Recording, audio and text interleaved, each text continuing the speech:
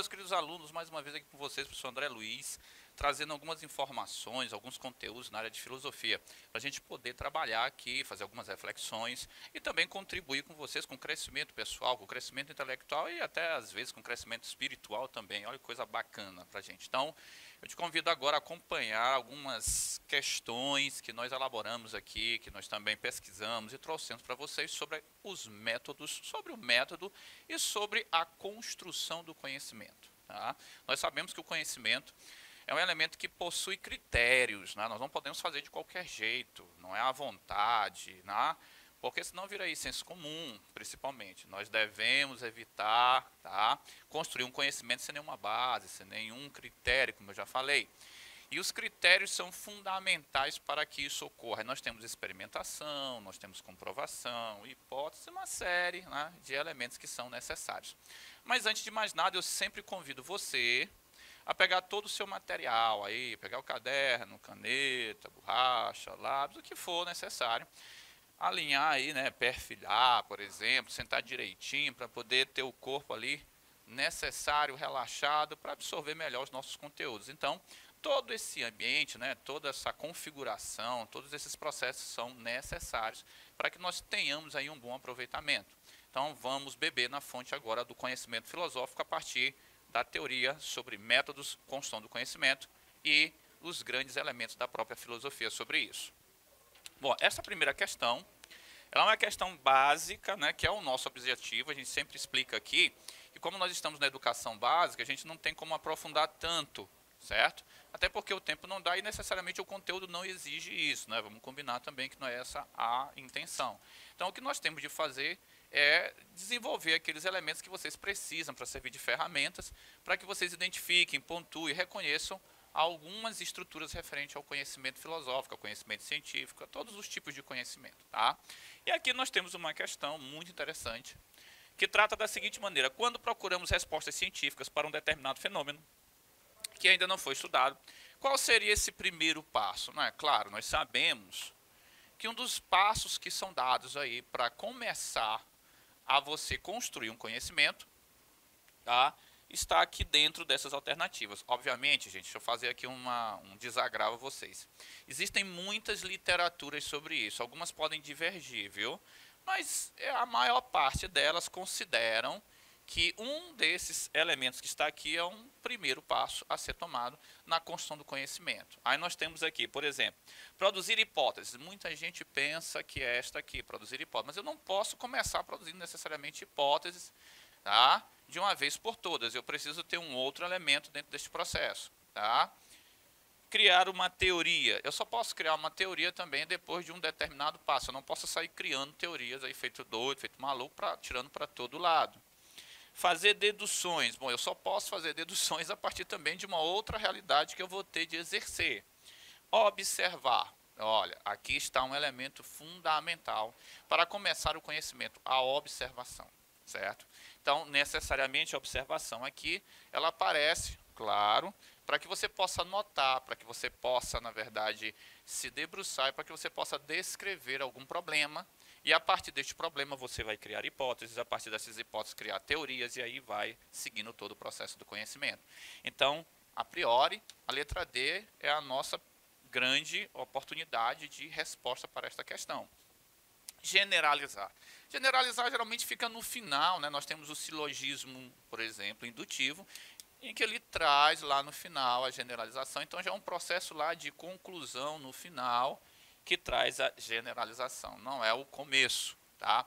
Então, como eu falei a vocês, fica de muito bom tom que os senhores assinalem aí a letra D de dado, ok? Ó, marca aí para ti, letra D, correto? Perfeito? Então, seguindo aqui, mais uma vez, algumas literaturas podem divergir e tal, mas é normal isso acontecer, mas a maior parte delas trazem a observação sempre como primeiro passo. Aí você tem aquele processo de estranhamento, desnaturalização, correto?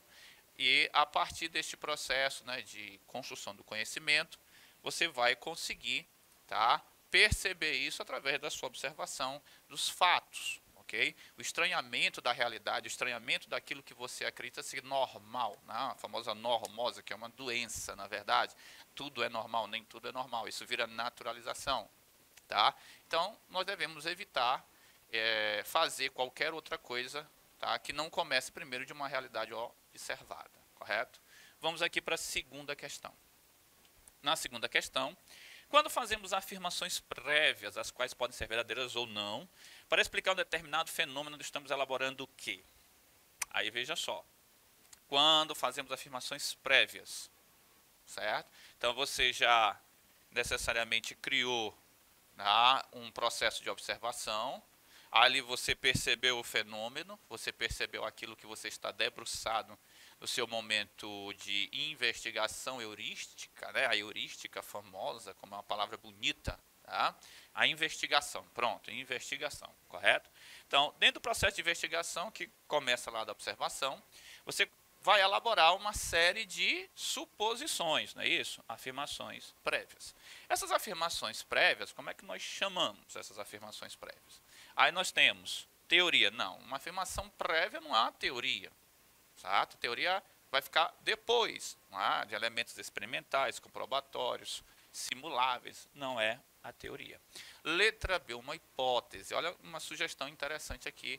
A expressão hipótese pode ser realmente que seja a primeiro momento, traz para a gente aqui uma intenção de marcar a palavra hipótese, que realmente são afirmações prévias, hipóteses, né? Podem ser, podem não ser, elas serão comprovadas ou não a partir da descrição, né, do processo que eu vou apreender e retirar o conhecimento.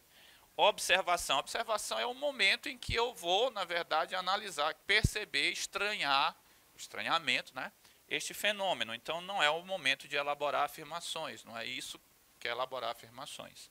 Uma lei ela já vai ali no final do processo. Um modelo é uma configuração, né, uma formatação, a forma, não é necessariamente a criação de afirmações prévias. Então, a gente pode perceber, fica muito interessante que a gente perceba, que a letra B, uma hipótese, tá, é a percepção básica aí da criação de afirmações prévias. Tá? Então, todo método, ele trabalha, certo, a partir de uma observação, essa realidade observada, que foi, né, necessariamente estranhada, e o estranhamento aparece sempre, né? Aí eu vou começar a desnaturalizar, ou seja, tirar do normal, tá? E aí vem o encantamento da coisa, por exemplo, na filosofia chama-se o pathos, a paixão, é isso? O amor pelo processo. E eu vou, claro, criar várias teorias. Essas teorias, quando eu estou criando, são necessariamente hipóteses, né? Então, meus amigos aí vão marcar a letra B de bola, certo? A letra B será aí a nossa sugestão de resposta, correto?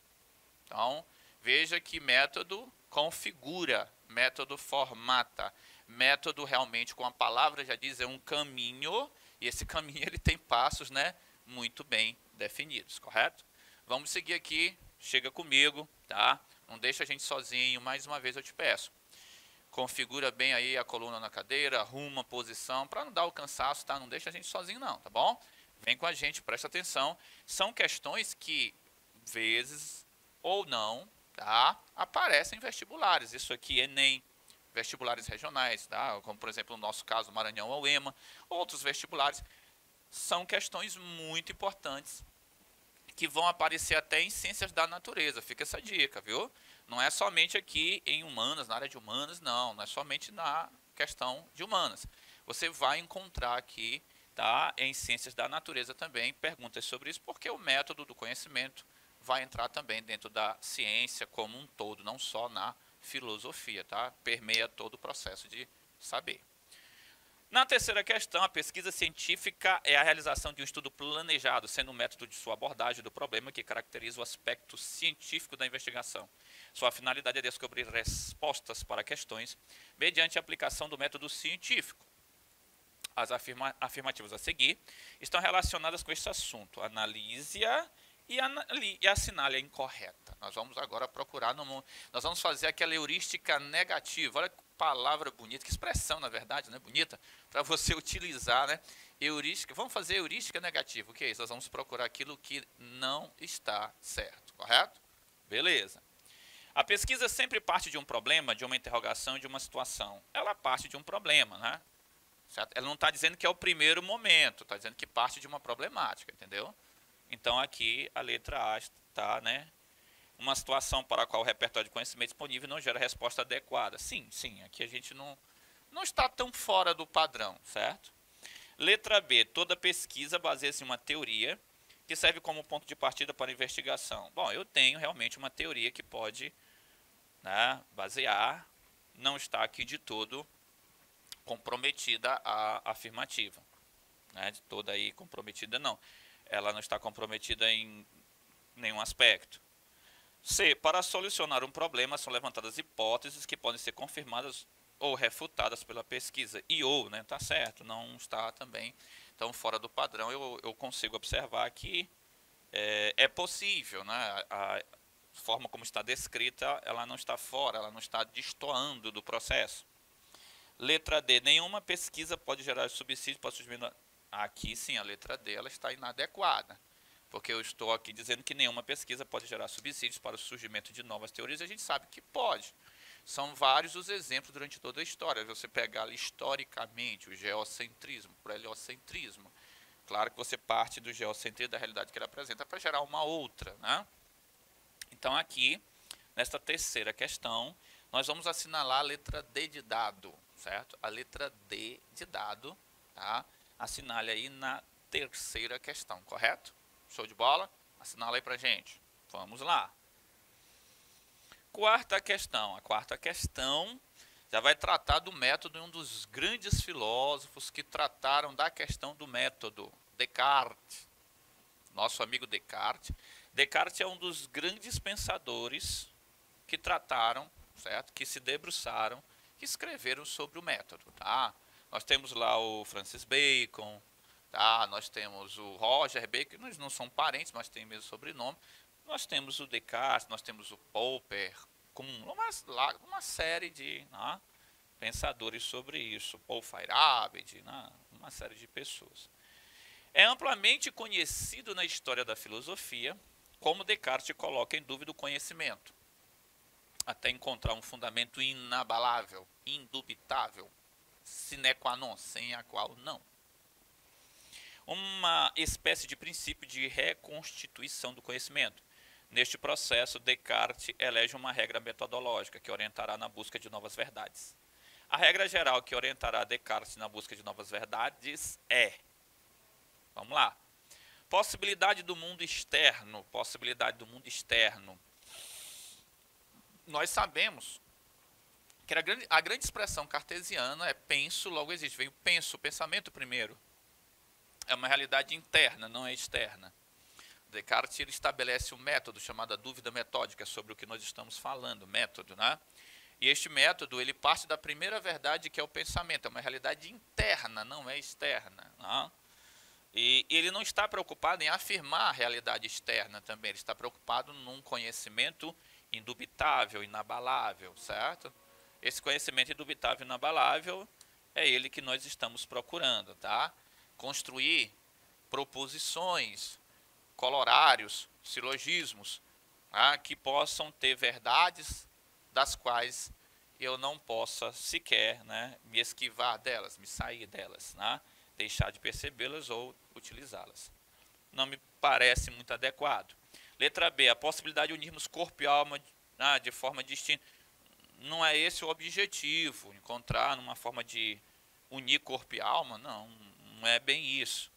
Letra C, clareza e distinção, ideias claras e distintas. Aqui já encaixa bastante, né, dentro desse processo do método, que é a busca de conhecimento indubitável. Esse conhecimento indubitável, do qual não tenho dúvida, portanto, ele estabelece um conhecimento claro e distinto. A letra C está. Certeza dos juízos matemáticos, não é bem essa a ideia de Descartes, é o conhecimento lá envolvendo, né, todas as áreas, né? A ideia de que o corpo e a alma são entidades, também não é essa a preocupação dele. A preocupação dele é realmente um conhecimento indubitável. Esse conhecimento indubitável, ele precisa valer para todas as áreas, né? E este conhecimento indubitável, ele é claro e distinto.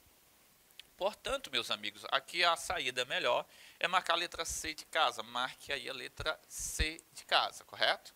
Perfeito? Letra C, nesta quarta questão, é a nossa melhor saída aqui. Entendem? Porque ele pergunta sobre a questão do método e o que o método objetiva. Esse método objetiva o quê? Ele objetiva encontrar verdades claras e distintas, ok? Então, vamos lá, claro e distinto, letra C de casa. Vamos para a nossa quinta questão. A nossa quinta questão também versa sobre o método cartesiano, o método da dúvida, tá? É importante você saber que você que é terceironista, principalmente, um dos autores mais perguntados é Descartes, né?